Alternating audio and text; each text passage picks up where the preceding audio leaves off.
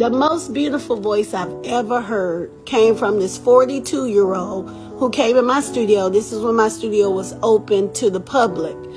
And she came in my studio. She was what we call a shower singer.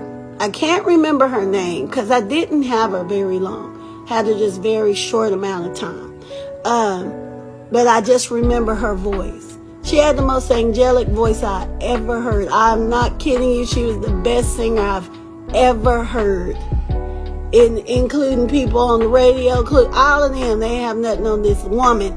This woman could sing like, she just automatically made me cry immediately as soon as she opened her mouth. Now, the reason I'm saying this, the reason you need to overcome your fear, because that most beautiful voice I heard, I am the only person who ever heard it. No one ever heard her voice. She was a single woman, no children, no husband, no dates. I don't know what was going on in her house. She worked a lot. I remember that. But no one ever heard her voice but me. And I'm saying the most beautiful voice I've ever heard.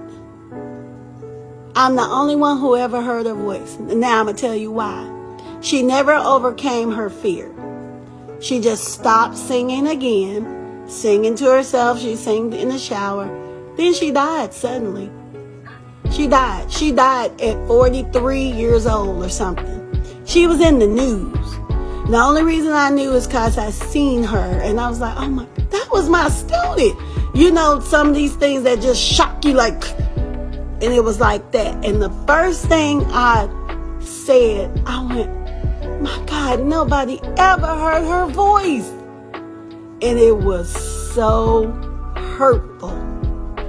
Because her voice probably could have changed the world if she believed in herself enough to know that.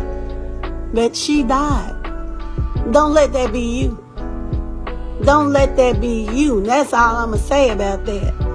You know, because you may be the carrier of that kind of voice and nobody hears it.